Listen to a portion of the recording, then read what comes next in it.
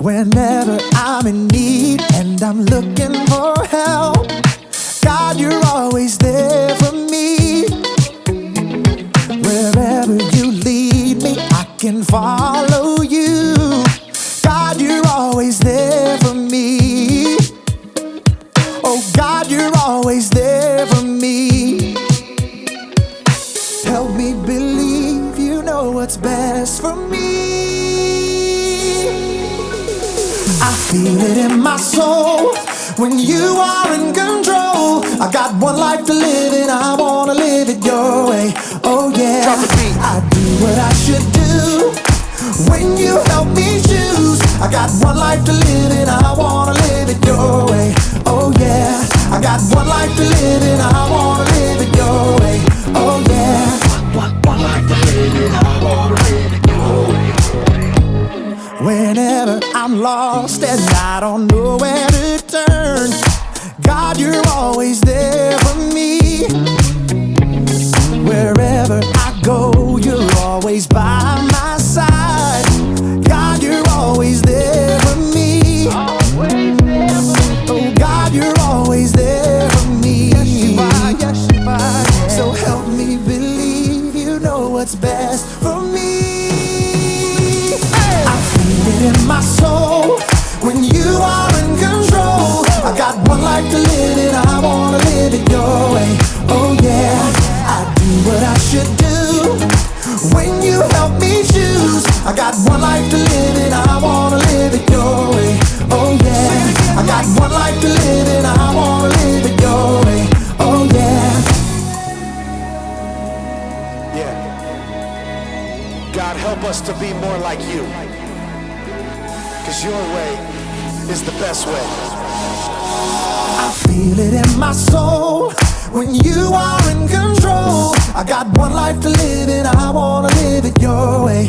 Oh yeah, I do what I should do when you help me choose. I got one life to live and I wanna live it your way. Oh yeah, I feel it in my soul when you are in control. I got one life to live and I wanna live it your way.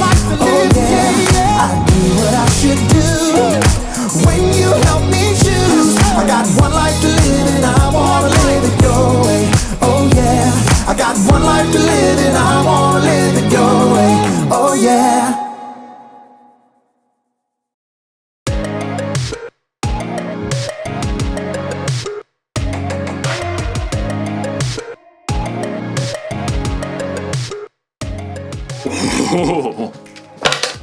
Hello everyone, my name is Jacob, here today to talk to you about self-control. Self-control is choosing to do what you should, even when you don't want to. It's very important to have control. I have a controller for just about everything, in fact. Like this stereo.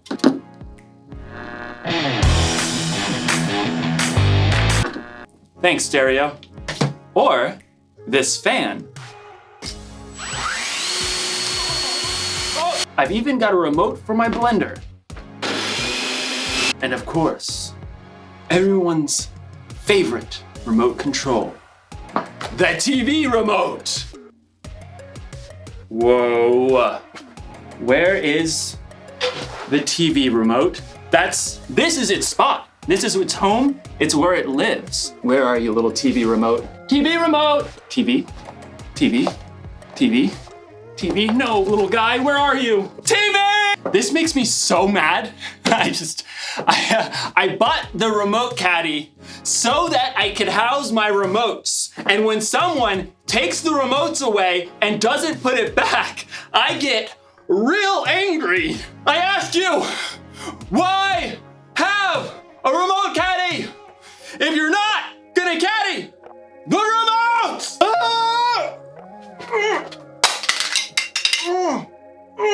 What's going on? Oh, I think I'm paused. Okay, maybe this is for the best. I was really losing my temper there. Okay, I feel better. You can unpause me now.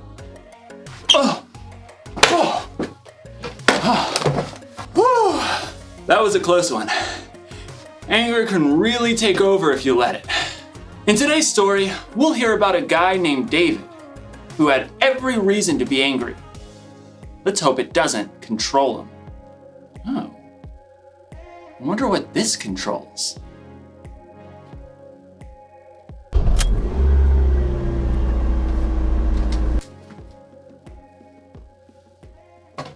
I don't even own a car.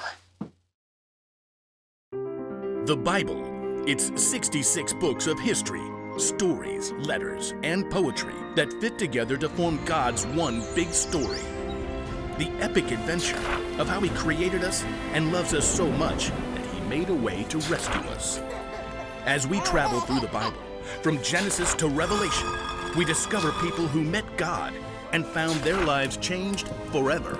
Now, for an amazing story. Inspired by the book of 1 Samuel, chapter 24. David had been chosen by God as Israel's next king, but for a while, Saul was still king.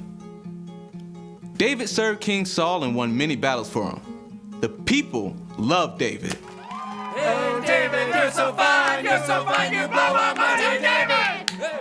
Hey, David! Saul, however, was deeply jealous of David. In fact, he even tried to kill him.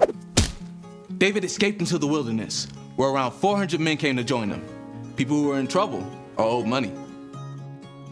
A merry band of misfits. But Saul still saw David as a threat. When he heard that David and his men were camped in the desert of Maon, Saul took soldiers to chase after. They're right behind us, David. Quick, we'll head around the mountain. Just as Saul and his men were closing in on David, Saul received word that the Philistines were attacking Israel. Oh, phooey. Saul was forced to stop the chase and deal with the Philistines. David and his men could breathe a sigh of relief. There's a safe place near En-Gedi. Maybe Saul will finally leave us alone if we hide out there. But as soon as Saul had dealt with the Philistines, a messenger brought news. David is in the desert of En-Gedi. Aha! We've got him this time. Gather 3,000 of the best soldiers from all of Israel. But, Your Majesty, David only has 400 men. 3,000, and not one less. Saul set out once more, determined to wipe out his rival. I bet that pipsqueak is hiding out near the rocky cliffs of the Wild Goats. Well, that seems oddly specific. Yeah, he used to herd sheep. In fact, David and his men have been staying near some sheep pens not far from the cliffs. Saul, headed this way. He's got 3,000 soldiers. Again? Why can't he leave us alone? We can take him on. I'm worth 10 of his soldiers. David could feel his anger boiling, but he took a deep breath. No, we won't fight them now. And we won't have a choice in about 6 minutes. The caves! I want everyone inside! Stat! David and his men hurried into a nearby cave that cut deep inside the cliffs.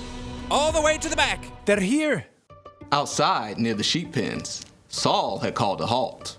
Take a break, men. At that moment, Saul found himself in need of a royal outhouse. I require a royal outhouse. I believe there's a cave over there, Your Majesty. I suppose it'll do. Saul entered the cave.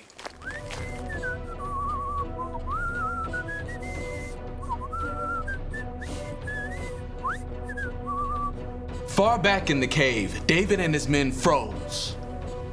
Through the gloom, David could see the man who had tried to kill him and was now forcing him to live on the run.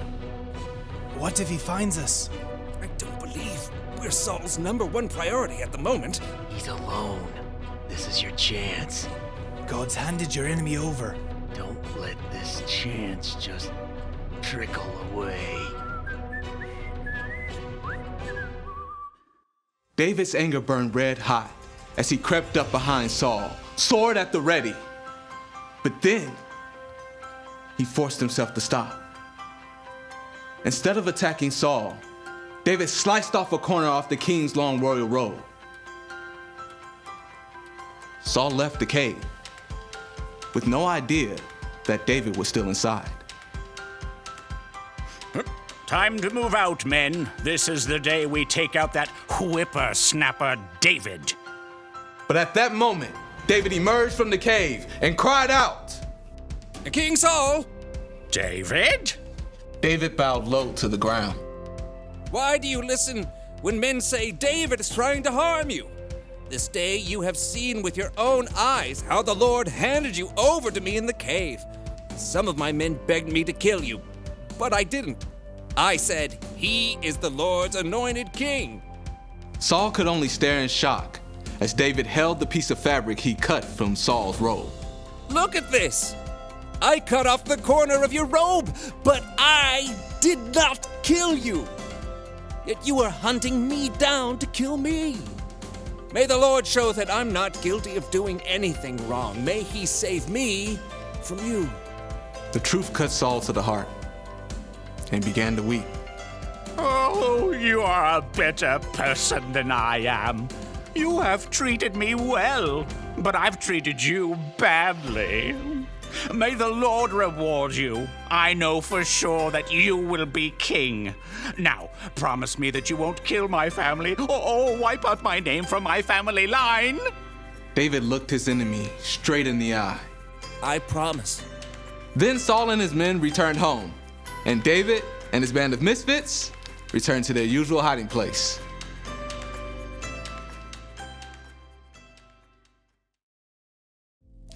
David was angry at King Saul, and he probably should have been.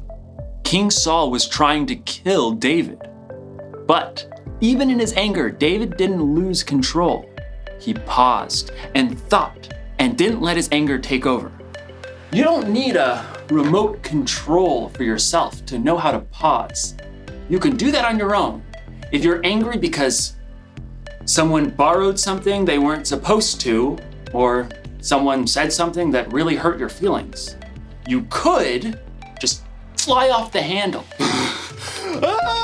Or you can pause, count to 3 or 10 or 100 if you have to, and think about how you're going to respond.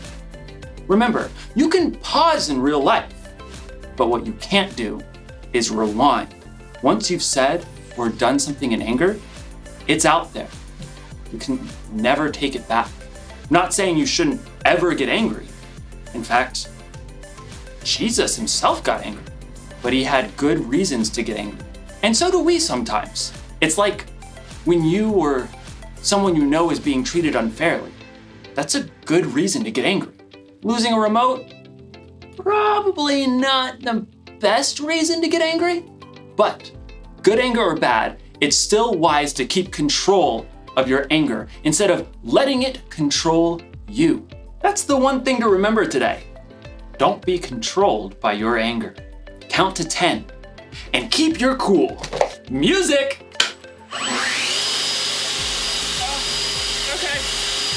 Music! Oh, that's the...